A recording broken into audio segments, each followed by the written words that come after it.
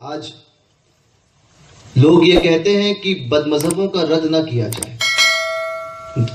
مقام غور فکر دے رہا ہوں، سمجھ سکتے ہو تو سمجھو. لوگ کہتے ہیں بد مذہبوں کا رد نہیں کرنا چاہیے، کسی کو برا مت کہا جائے، نہ وہابی کو برا کہیں، نہ دیوبندی کو برا کہیں، نہ جماعت غیر اسلامی کو برا کہیں، نہ رافضی کو برا کہیں، نہ خارجی کو برا کہیں، صلح کلیوں کو برا نہ کہا جائے. میں پوچھنا چاہتا ہوں کہ یہ جو لوگوں میں ایک مجاز پھیل گیا کہ برا نہ کہا جائے، میں پوچھتا ہوں کیا چور کو چور نہیں کہتے؟ چور کو چور کیوں نہیں کہتے؟ تو کہنے لگے چور کو چور تو کہتے ہیں اس لیے کیونکہ اس نے چوری کی. میں نے کہا کیا چوری کیا؟ تو کہنے لگے کہ مال چوری کرتا ہے اس لیے چوری کہتے ہیں. میں نے کہا بس یہی مسئلہ ہے، یہی مسئلہ ہے کہ بد مذہب کو بد مذہب اس لیے کہتے ہیں، وہابی کو وہابی، دیوبندی کو دیوبندی اس لیے کہتے ہیں کیونکہ وہ ایمان چوری کرتا ہے. فرق صرف اتنا ہے کہ وہ مال چورتا ہے اور یہ ایمان چوری کرتا ہے تو دونوں چور، ایک حمام میں دونوں ننگے. کہنے لگے اس کی دلیل کیا ہے؟ میں نے کہا دلیل مانگنے والوں، ہر بات میں دلیلیں نہیں مانگی جاتی. کچھ چیزیں ایسی ہوتی ہے جس کو ہمارے بزرگوں نے کہہ دیا اس پر عمل کرنا ہوتا ہے. لوگ کہتے ہیں حکمت سے کام لینا چاہیے. آج ایک حکمت کی بھی بڑی لہر چلی ہے، ہر چیز میں حکمت عملی. میں نے کہا ذرا منہ بند کر. اس سے کہنے لگے کہ بد مذہب کا رد کرتے ہیں تو بولے نہیں، حکمت عملی سے کام لو، یہاں پر ضرورت نہیں ہے. میں نے کہا اپنا منہ بند رکھ. حکمت عملی والے بزرگوں کو نہیں پتا تھا حکمت عملی کیا ہے؟ اعلی حضرت نہیں جانتے تھے حکمت عملی کیا ہے؟ اعلی حضرت سے زیادہ جاننے لگ گیا. بد مذہبوں کا رد نہ کرو، شیر بے شیر اہل سنت نہیں جانتے تھے حکمت عملی کیا ہے؟ محدث اعظم کی چوچوی نہیں جانتے تھے حکمت عملی کو کیا ہے؟ تاج الشریعہ نہیں جانتے تھے حکمت عملی کا نام کیا ہے؟ کس کا نام ہے حکمت عملی؟ ہمیں سکھاتے ہو.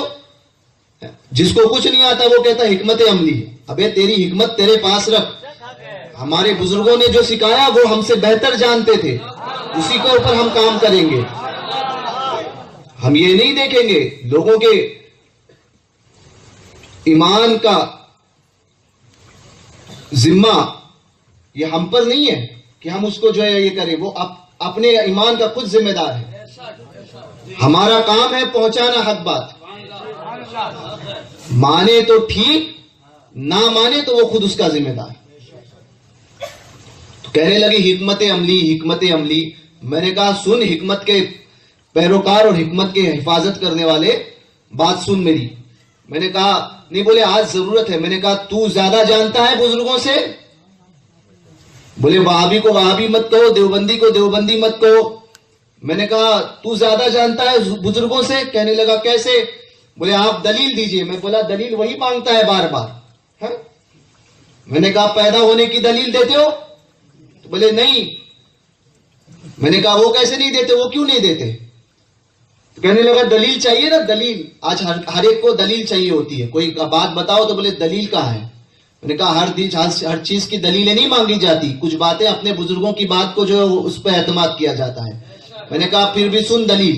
میں نے کہا حسین اس کی سب سے بڑی دلیل،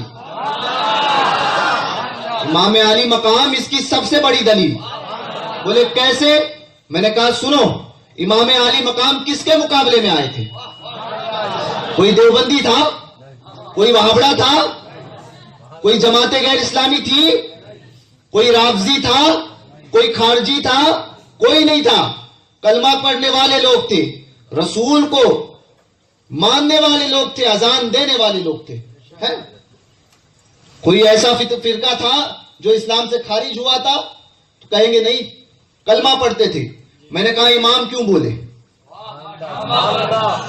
امام کیوں بولے؟ 22,000 کے مقابلے میں امام 72 اکیل تنہا کھڑے رہے. تنہا وہ 72 لوگ تھے.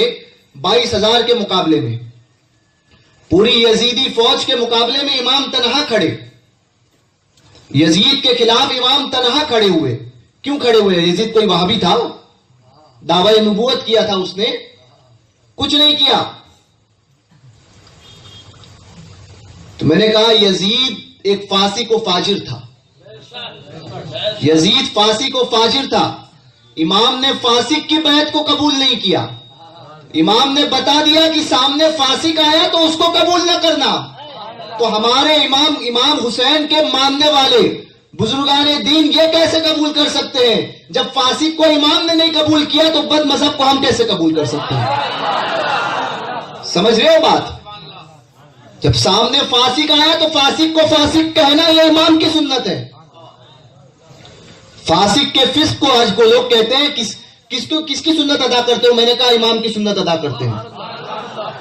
فاسق کو فاسق کہتے ہیں، بد مذہب کو بد مذہب کہتے ہیں، امام کی سنت کو ادا کرتے ہیں.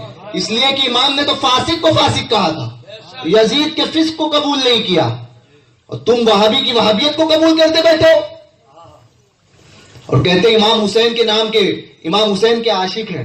میں نے کہا امام حسین کے عشق کا تقاضا یہ ہے کہ برے کو برا کہو، برے کو برا کہو، ڈنکے کی چوٹ پر کہو، اور کہو کہ یہ برا بول رہا ہے اور یہ برا ہے اس لیے اس کو برا کہتے، اس کے اندر یہ برائی ہے اس لیے اس کو برا کہا جا رہا ہے. یہی امام کی محبت کا تقاضا ہے. امام سے محبت کرتے ہو تو برے کو برا کہنا سیکھو، باطل کے خلاف آواز اٹھانا سیکھو. یہ نہ دیکھو کہ سامنے کون آتا ہے ہمارے مقابلے میں. امام نے یہی درس دیا ہے، اور یہ درس اور اس پر عمل ماضی قریب میں جس ذات نے کیا ہے نا، اس بذات کا نام حضور تاج الشریعہ ہے. امام کے اس پیغام پر جس نے عمل ماضی قریب میں کیا، اس ذات کا نام تاج الشریعہ ہے. کہ سامنے صلح کلی تھے، لوگ آئے کہتے ہیں برے کو برا نہ کہو. حضور تاج الشریعہ نے بتا دیا کہ برا اگر کوئی بھی ہو، وہ ڈاکٹر طاہر کے بھیس میں بھی کیوں نہ آ جائے، اس کو برا کہا جائے گا. فیضان تاج الشریعہ، بستی بستی قریہ قریہ، شہزادہ غوث اعظم، مسلک اعلی حضرت، عرص حضور مفتی اعظم